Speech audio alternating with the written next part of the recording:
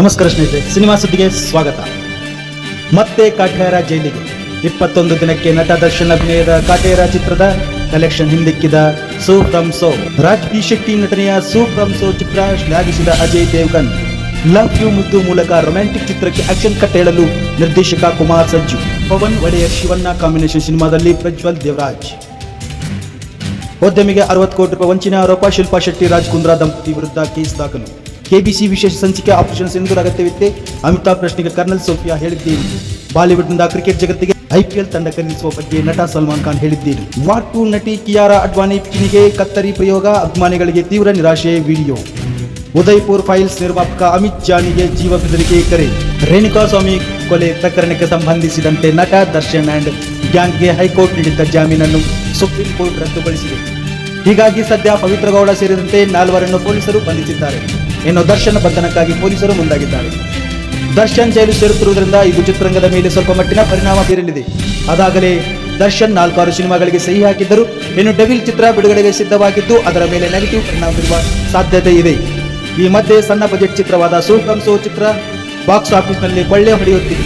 ಚಿತ್ರ ಬಿಡುಗಡೆಯಾಗಿ 20ನೇ ದಿನವೂ ಕೋಟಿಗಳಲ್ಲಿ ಗಳಿಕೆ ಮಾಡಿದೆ. ಈ ಮೂಲಕ 2025ರಲ್ಲಿ ಕನ್ನಡದಲ್ಲಿ ದಾಖಲೆ ಮಾಡಿದ ಚಿತ್ರವಾಗಿ ಹೊರಹೊಮ್ಮಿದೆ. ಅತಿ ಕಡಿಮೆ ಬಜೆಟ್ನಲ್ಲಿ ನಿರ್ಮಾಣಗೊಂಡು ಸದ್ಯ ಬಾಕ್ಸ್ ಆಫೀಸ್ನಲ್ಲಿ ಕೋಟಿ ಕಲೆಕ್ಷನ್ ಮಾಡುವ ಮೂಲಕ ಸೋ ಫ್ರಮ್ ಸೋ ಕನ್ನಡ ಚಿತ್ರರಂಗದ ಕೀರ್ತಿಯನ್ನು ಹೆಚ್ಚಿಸಿದೆ.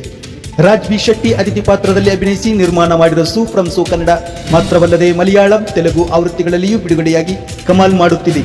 ಇದೀಗ Bollywood super star Ajay Devgan ಅವರ ಮೆಚ್ಚುಗೆಗೂ ಪಾತ್ರವಾಗಿದೆ. ಈ ಕುರಿತು ನಿರ್ದೇಶಕ ಜೆಪಿ ತುಮಿನಾಡು ಅವರು ಸಾಮಾಜಿಕ ಮಾಧ್ಯಮಗಳಲ್ಲಿ ಮಾಹಿತಿ ಹಂಚಿಕೊಂಡಿದ್ದಾರೆ. ಅಜಯ್ ದೇವಗನ್ ಅವರಿಗೆ ನಮ್ಮ ಸೋ ಫ್ರಮ್ ಸೋ ಚಿತ್ರ ತುಂಬಾ ಇಷ್ಟವಾಗಿತ್ತು. ಹೀಗಾಗಿ ಅದರ ಬಗ್ಗೆ ಮಾತನಾಡಲು ನಮ್ಮನ್ನು ಆಹ್ವಾನಿಸಿದ್ದರು. ಮಾತುಕತೆ ವೇಳೆಗೆ ಅವರ ಅದ್ಭುತ ವ್ಯಕ್ತಿತ್ವದ ಪರಿಚಯವಾಯಿತು.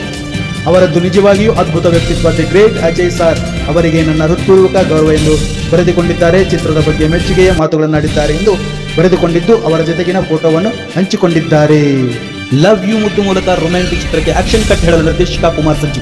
ಇದು ಸಾಮಾನ್ಯವಾಗಿ ನನ್ನ ಪ್ರಕಾರವಲ್ಲ, ಇದು ನಾನು ಬರೆದು ನಿರ್ದೇಶಿಸಿದ ಪ್ರೇಮ ಕಥೆ ಮತ್ತು ಇದು ಕಮರ್ಷಿಯಲ್ ಚಿತ್ರ ಎಂದು ಕುಮಾರ್ ಹೇಳುತ್ತಾರೆ. ಶಿವರಾಜ್ ಕುಮಾರ್ ಸದ್ಯ ವಿವಿಧ ಸಿನಿಮಾ ಕೆಲಸಗಳಲ್ಲಿ ಬಿಜಿಯಾಗಿದ್ದಾರೆ. ನಿರ್ದೇಶಕ ಪವನ್ ಒಡೆಯರ್ ಜೊತೆಗಿನ ಮುಂದಿನ ಸಿನಿಮಾ ಚಿತ್ರೀಕರಣವನ್ನು ಪ್ರಾರಂಭಿಸಲು ಸಜ್ಜಾಗುತ್ತಿದ್ದಾರೆ. ಈ ಪ್ರಾಜೆಕ್ಟ್ ಶೀಘ್ರದಲ್ಲಿ ಚಿತ್ರೀಕರಣ ಪ್ರಾರಂಭವಾಗುವ ನಿರೀಕ್ಷೆ ಇದೆ. ಈ ಚಿತ್ರವನ್ನು ಅಪೇಕ್ಷಾ ಪವನ್ ಒಡೆಯರ್ ಮತ್ತು ಪವನ್ ಒಡೆಯರ್ ತಮ್ಮ ಒಡೆಯರ್ ಮೂವೀಸ್ ಬ್ಯಾನರ್ ಅಡಿಯಲ್ಲಿ ಆರ್ನಾ ಕ್ರಿಯೇಟಿವ್ ಸಹಯೋಗದೊಂದಿಗೆ ನಿರ್ಮಿಸಿದ್ದಾರೆ. ಶಿವರಾಜ್ ಕುಮಾರ್ ಹೊರತುಪಡಿಸಿ ಉಳಿದ ಪಾತ್ರವರ್ಗದ ಬಗ್ಗೆ ಯಾವುದೇ ಮಾಹಿತಿ ನೀಡಿಲ್ಲ. ಆದರೆ ಮತ್ತೊಂದು ಪ್ರಮುಖ ಪಾತ್ರಕ್ಕಾಗಿ ಪ್ರಜ್ವಲ್ ದೇವರಾಜ್ ಅವರೊಂದಿಗೆ ನಿರ್ಮಾಪಕರು ಮಾತುಕತೆ ನಡೆಸುತ್ತಿದ್ದಾರೆ ಎಂದು ಸಿನಿಮಾ ಎಕ್ಸ್‌ಪ್ರೆಸ್ ಮೂಲಗಳು ತಿಳಿಸಿವೆ. ಬಾಲಿವುಡ್ ನಟಿ ಶಿಲ್ಪಾ ಶೆಟ್ಟಿ ಮತ್ತು ಅವರ ಪತಿ ಉದ್ಯಮಿ ರಾಜ್ ಕುಂದ್ರಾ ವಿರುದ್ಧ ಮುಂಬೈ ಮೂಲದ ಉದ್ಯಮಿಯೊಬ್ಬರಿಗೆ 60 ಕೋಟಿ ರೂಪಾಯಿ ವಂಚಿಸಿದ ಆರೋಪ ಮೇಲೆ ಕೇಸು ದಾಖಲಾಗಿದೆ. ಬೆಸ್ಟ್ ಡೀಲ್ ಟಿವಿ ಪ್ರೈವೇಟ್ ಲಿಮಿಟೆಡ್ಗಾಗಿ ಸಾಲ ಮತ್ತು ಹೂಡಿಕೆ ಒಪ್ಪಂದಕ್ಕೆ ಸಂಬಂಧಿಸಿದೆ. ಉದ್ಯಮಿ ದೀಪಕ್ ಕೊಠಾರಿ ಅವರು 2015-2023ರ ಮಧ್ಯ ವ್ಯವಹಾರ ವಿಸ್ತರಣೆಗಾಗಿ 60.48 ಕೋಟಿ ರೂಪಾಯಿಗಳನ್ನು ನೀಡಿದ್ದರು. ಆದರೆ ಶಿಲ್ಪಾ ಶೆಟ್ಟಿ ದಂಪತಿ ಅದನ್ನು ವೈಯಕ್ತಿಕ ವೆಚ್ಚಗಳಿಗೆ ಖರ್ಚು ಮಾಡಿದ್ದಾರೆ ಎಂದು ಆರೋಪಿಸಿದ್ದಾರೆ. ಬಾಲಿವುಡ್ ನಟ ಅಮಿತಾಬ್ ಬಚ್ಚನ್ ನಡೆಸಿಕೊಡುವ ಕೌನ್ ಬನೇಗಾ ಕರೋಡ್ಪತಿ 17ನೇ ಸೀಸನ್ ಆಗಸ್ಟ್ 15 ಸೋಮವಾರ ಮತ್ತೆ ಪ್ರಾರಂಭಗೊಂಡಿದೆ. ಆಗಸ್ಟ್ 15ರಂದು ಪ್ರಸಾರವಾಗಲಿರುವ ವಿಶೇಷ ಸಂಚಿಕೆಯಲ್ಲಿ ಆಪರೇಷನ್ ಸಿಂಧೂರ್ ಕುರಿತ ಸುದ್ದಿಗೋಷ್ಠಿಗಳಲ್ಲಿ ನಿರ್ಣಾಯಕ ಪಾತ್ರ ವಹಿಸಿದ ಭಾರತೀಯ ಸಶಸ್ತ್ರ ಪಡೆಯ ಕರ್ನಲ್ ಸೋಫಿಯಾ ಕುರೇಶಿ ಸೇರಿದಂತೆ 3 ಗೌರವಾನ್ವಿತರು ಪಾಲ್ಗೊಂಡಿದ್ದಾರೆ.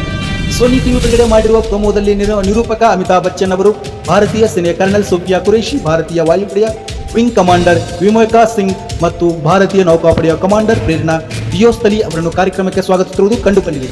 ಆಗಸ್ಟ್ 15ರಂದು ರಾತ್ರಿ 9 ಗಂಟೆಗೆ ಚಾನೆಲ್ನಲ್ಲಿ ಪ್ರಸಾರವಾಗಿರುವ ವಿಶೇಷ ಸಂಚಿಕೆಯಲ್ಲಿ ಏಪ್ರಿಲ್ 22ರಂದು ಪಹಲ್ಗಾಮ ಭಯೋತ್ಪಾದಕ ದಾಳಿಗೆ ಪ್ರತೀಕಾರವಾಗಿ ಭಾರತೀಯ ಸಶಸ್ತ್ರ ಪಡೆಗಳು ಮೇ 7ರ ಬೆಳಗ್ಗೆ ನಡೆಸಿದ ಆಪರೇಷನ್ ಸಿಂಧೂರ್ ಕಾರ್ಯಾಚರಣೆ ಬಗ್ಗೆ ಅಧಿಕಾರಿಗಳು ಮಾಹಿತಿ ನೀಡಿದ್ದಾರೆ. ಪಾಕಿಸ್ತಾನದ ವಿರುದ್ಧ ಭಾರತ ಆಪರೇಷನ್ ಸಿಂಧೂರ್ ಕಾರ್ಯಾಚರಣೆಯನ್ನು ಪ್ರಾರಂಭಿಸುವ ಸಮಯ ಬಂದಿದ್ದು ಹೇಗೆ ಎಂಬ ಬಗ್ಗೆ ಕರ್ನಲ್ ಸೋಫಿಯಾ ಕುರೇಶಿ ಮಾತನಾಡಿದ್ದಾರೆ. ಪಾಕಿಸ್ತಾನ ವರ್ಷಗಳಿಂದ ಇದನ್ನು ಮಾಡುತ್ತಿದೆ, ಪ್ರತ್ಯುತ್ತರ ನೀಡುವುದು ಮುಖ್ಯವಾಗಿತ್ತು, ಅದಕ್ಕಾಗಿಯೇ ಆಪರೇಷನ್ ಸಿಂಧೂರನ್ನು ಆಯೋಜಿಸಲಾಗಿತ್ತು ಎಂದು ಅವರು ಹೇಳಿದರು. Bollywood super star Salman Khan ಇತ್ತೀಚೆಗೆ ಇಂಡಿಯನ್ ಪ್ರೀಮಿಯರ್ ಲೀಗ್ IPLನಲ್ಲಿ ಫ್ರಾಂಚೈಸಿ ಹೊಂದುವ ಬಗ್ಗೆ ತಮ್ಮ ಆಲೋಚನೆಗಳನ್ನು ಬಹಿರಂಗಪಡಿಸಿದ್ದಾರೆ. ಇಂಡಿಯನ್ T20 ಟೂರ್ನಮೆಂಟ್ ವಿಶ್ವದ ಅತಿ ದೊಡ್ಡ ಕ್ರಿಕೆಟ್ ಲೀಗ್ ಆಗಿದ್ದು ಅಪಾರ ಅಭಿಮಾನಿಗಳನ್ನು ಹೊಂದಿದೆ. 2008ರಲ್ಲಿ ಪ್ರಾರಂಭವಾದ IPL ಆಟಗಾರರು ಹೊಸ ದಾಖಲೆಗಳನ್ನು ಸೃಷ್ಟಿಸುತ್ತಿರುವುದರಿಂದ ಪ್ರತಿ ಆವೃತ್ತಿಯೊಂದಿಗೆ ಬಲವಾಗಿ ಮತ್ತು ದೊಡ್ಡದಾಗಿ ಬೆಳೆಯುತ್ತಿದೆ. ಅದ್ಭುತ ರನ್ ಚೇಸ್ಗಳಿಂದ ಹಿಡಿದು ಅದ್ಭುತ ಬೌಲಿಂಗ್ ಪ್ರದರ್ಶನಗಳವರೆಗೆ IPL ತನ್ನ ಅಭಿಮಾನಿಗಳಿಗೆ ಅತ್ಯುತ್ತಮ ಕ್ರಿಕೆಟ್ ಆಕ್ಷನ್ ಅನ್ನು ನೀಡುತ್ತಿದೆ. 18 ಆವೃತ್ತಿಗಳ ನಂತರ IPLನಲ್ಲಿ ಆಡುವುದು ಪ್ರಪಂಚದ ಬಹುತೇಕ ಪ್ರತಿಯೊಬ್ಬ ಕ್ರಿಕೆಟಿಗನ ಕನಸು ಎಂದು ಹೇಳಿದರೆ ತಪ್ಪಾಗಲಾರದು. T20 ಲೀಗ್ ಬಗ್ಗೆ ಮಾತನಾಡುವಾಗ ಬಾಲಿವುಡ್ನ ಅನೇಕ ದೊಡ್ಡ ನಟ ನಟಿಯರು IPLನೊಂದಿಗೆ ಸಂಬಂಧ ಹೊಂದಿದ್ದಾರೆ. ಶಾರುಖ್ ಖಾನ್ ಮತ್ತು ಜೂಹಿ ಚಾವ್ಲಾ ಕೋಲ್ಕತ್ತಾ ನೈಟ್ ರೈಡರ್ಸ್ನ ಸಹ ಮಾಲೀಕರಾಗಿದ್ದಾರೆ. ಪ್ರೀತಿ ಜಿಂಟಾ ಪಂಜಾಬ್ ಕಿಂಗ್ಸ್ನ ಸಹ ಮಾಲೀಕರಾಗಿದ್ದಾರೆ. ಇತ್ತೀಚೆಗೆ ಸಲ್ಮಾನ್ ಮುಂಬೈನಲ್ಲಿ ನಡೆದ ಕಾರ್ಯಕ್ರಮವೊಂದರಲ್ಲಿ ಭಾಗವಹಿಸಿದ್ದರು. ಅಲ್ಲಿ ಐಪಿಎಲ್ನಲ್ಲಿ ತಂಡವನ್ನು ಹೊಂದುವ ಬಗ್ಗೆ ಅವರ ಯೋಜನೆಗಳ ಬಗ್ಗೆ ಕೇಳಿದಾಗ IPL ಟು ಓಲ್ಡ್ ಹೋ ಗಯೇ ಹಮ್, ಈಗ IPL ತಂಡವನ್ನು ಖರೀದಿಸಲು ನನಗೆ ತುಂಬಾ ವಯಸ್ಸಾಗಿದೆ ಎಂದು ಹೇಳುವ ಮೂಲಕ ಹಾಸ್ಯಮಯ ಪ್ರತಿಕ್ರಿಯೆ ನೀಡಿದರು. ಬಾಲಿವುಡ್ನಲ್ಲಿ ನಿರ್ಮಾಣಗೊಂಡಿರುವ ಬೃಹತ್ ಆಕ್ಷನ್ ಚಿತ್ರ ವಾಲ್ 2ಗಾಗಿ ಪ್ರೇಕ್ಷಕರು ಮತ್ತು ಅಭಿಮಾನಿಗಳು ಕಾತರದಿಂದ ಕಾಯುತ್ತಿದ್ದಾರೆ. ಚಿತ್ರವು ಮುಂದಿನ 3 ದಿನಗಳಲ್ಲಿ ವಿಶ್ವದಾದ್ಯಂತ ಅದ್ದೂರಿಯಾಗಿ ಬಿಡುಗಡೆಯಾಗಲಿದ್ದು, ಬಿಡುಗಡೆಗೆ ನಿರ್ಮಾಪಕರು ಈಗಾಗಲೇ ಸಿದ್ಧತೆಗಳನ್ನು ಪೂರ್ಣಗೊಳಿಸಿದ್ದಾರೆ. ವಾಲ್ 2 ನಿರ್ಮಾಪಕರಿಗೆ ಬಾಲಿವುಡ್ ಖ್ಯಾತಿಯ ನಾಯಕಿ ಕಿಯಾರಾ ಅಡ್ವಾಣಿಯಿಂದ ದೊಡ್ಡ ಆಘಾತ ಎದುರಾಗಿದೆ. ಚಿತ್ರದಲ್ಲಿನ ಕಿಯಾರಾ ಅಡ್ವಾಣಿ ಬಿಕಿನಿ ದೃಶ್ಯಕ್ಕೆ ಸೆನ್ಸಾರ್ ಪ್ರಯೋಗ ಮಾಡಲಾಗಿದೆ ಎಂದು ವರದಿಯಾಗಿದೆ. ನಟಿ ಕಿಯಾರಾ ಅಡ್ವಾಣಿ ವಾಲ್ 2 ಚಿತ್ರದಲ್ಲಿ ನಟಿಸಿದ ಬಾಲಿವುಡ್ ಗ್ರೇಟ್ ಗಾರ್ಡ್ ಹೃತಿಕ್ ರೋಷನ್ ಎದುರು ನಟಿಸಿದ್ದಾರೆ. ಆಗಸ್ಟ್ 14ರಂದು ದೇಶಾದ್ಯಂತ ಚಿತ್ರ ಬಿಡುಗಡೆಯಾಗುತ್ತಿದ್ದು, ಪ್ರಚಾರಗಳು ಜೋರಾಗಿ ನಡೆಯುತ್ತಿವೆ. ಈ ಸಮಯದಲ್ಲೇ ಬಿಡುಗಡೆಯಾದ ಟ್ರೈಲರ್ನಲ್ಲಿ ಕಿಯಾರಾ ಅಡ್ವಾಣಿ ಬಿಕಿನಿ ಲುಕ್ನಲ್ಲಿ ಕಾಣಿಸಿಕೊಂಡು ಸಂಚಲನ ಮೂಡಿಸಿದರು. ಅದರೊಂದಿಗೆ ಅವರ ಗ್ಲಾಮರ್ ಸೀಕ್ವೆನ್ಸ್ ಬಗ್ಗೆ ಸಾಕಷ್ಟು ಚರ್ಚೆ ನಡೆಯಿತು. ಆದರೆ ಕಿಯಾರಾ ಅಡ್ವಾಣಿ ಮೊದಲ ಬಾರಿಗೆ 2 ತುಂಡು ಉಡುಪಿನಲ್ಲಿ ಕಾಣಿಸಿಕೊಂಡಿರುವುದು ಚಿತ್ರದ ಬಗ್ಗೆ ಚರ್ಚೆಗೆ ಕಾರಣವಾಗಿದೆ. ಚಿತ್ರದ ಬಿಡುಗಡೆ ದಿನಾಂಕ ಸಮೀಪಿಸುತ್ತಿದ್ದಂತೆ ನಿರ್ಮಾಪಕರಿಗೆ ವಾಲ್ 2 ಚಿತ್ರಕ್ಕಾಗಿ ಸೆನ್ಸಾರ್ ಕೆಲಸವನ್ನು ಪ್ರಾರಂಭಿಸಿದ್ದಾರೆ. ಪ್ರಮಾಣ ಪತ್ರಕ್ಕಾಗಿ ಅರ್ಜಿ ಸಲ್ಲಿಸಿದಾಗ ಆಘಾತಕಾರಿ ಉತ್ತರ ಬಂದಿತ್ತು. ಸೆನ್ಸಾರ್ ಮಂಡಳಿ ಸದಸ್ಯರು ಕಿಯಾರಾ ಅಡ್ವಾಣಿ ಅವರ ಬಿಕಿನಿ ಲುಕ್ಗೆ ಆಕ್ಷೇಪ ವ್ಯಕ್ತಪಡಿಸಿದರು. ಇದು ಚಿತ್ರದಲ್ಲಿ ಗ್ಲಾಮರ್ ಆಕರ್ಷಣೆಯಾಗಿತ್ತು. ಈ ಕಾರಣದಿಂದಾಗಿ ಕಿಯಾರಾ ಅಡ್ವಾಣಿ ಅವರ ಬಿಕಿನಿ ದೃಶ್ಯವನ್ನು 50%ಕ್ಕಿಂತ ಹೆಚ್ಚು ಕಡಿತಗೊಳಿಸಲಾಯಿತು. ಆದಾಗ್ಯೂ ಕಿಯಾರಾ ಅಡ್ವಾಣಿ ಒಟ್ಟು 18 ಸೆಕೆಂಡ್ಗಳ ಕಾಲ ಮಾತ್ರ ಬಿಕಿನಿಯಲ್ಲಿ ಕಾಣಿಸಿಕೊಂಡಿದ್ದಾರೆ. ಉದಯ್‌ಪುರ್ ಪಯಸ್ ದೇಶಾದ್ಯಂತ ಚಿತ್ರಮಂದಿರಗಳಿಗೆ ಬಿಡುಗಡೆಯಾದ ಬೆನ್ನಲ್ಲೇ ನಿರ್ಮಾಪಕ ಅಮಿತ್ ಜಾನಿ ಅವರಿಗೆ ಜೀವ ಬೆದರಿಕೆ ಕರೆಗಳು ಬರಲಾರಂಭಿಸಿ ಸೆನ್ಸಾರ್ ವಿಳಂಬದ ನಂತರ ಅಂತಿಮವಾಗಿ ಆಗಸ್ಟ್ 8ರಂದು ಬಿಡುಗಡೆಯಾದ ಈ ಚಿತ್ರದಲ್ಲಿ ವಿಜಯ್ ರಾಜ್ ನಾಯಕ ನಟರಾಗಿ ನಟಿಸಿದ್ದು, ಭರತ್ ಎಸ್ ಶ್ರೀನೇಟ್ ಮತ್ತು ಜಯಂತ್ ಸಿನ್ಹಾ ನಿರ್ದೇಶಿಸಿದ್ದಾರೆ.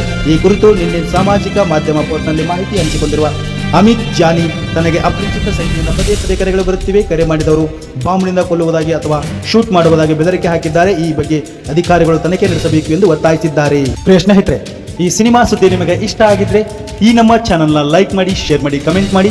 ನೀವಿನ್ನೂ ನಮ್ಮ ಚಾನಲ್ನ ಸಬ್ಸ್ಕ್ರೈಬ್ ಮಾಡ್ಕೊಂಡಿಲ್ಲ ಅಂದ್ರೆ ಸಬ್ಸ್ಕ್ರೈಬ್ ಮಾಡ್ಕೊಳ್ಳಿ ಅಂತ ಹೇಳ್ತಾ ಮತ್ತೆ ಸಿನಿಮಾ ಸುದ್ದಿಯೊಂದಿಗೆ ಭೇಟಿ ಆಗ್ತೀನಿ. ಅಲ್ಲಿವರೆಗೂ ನಮಸ್ಕಾರ ಪ್ರಿಯ ಸ್ನೇಹಿತರೆ, ನಮಸ್ಕಾರ.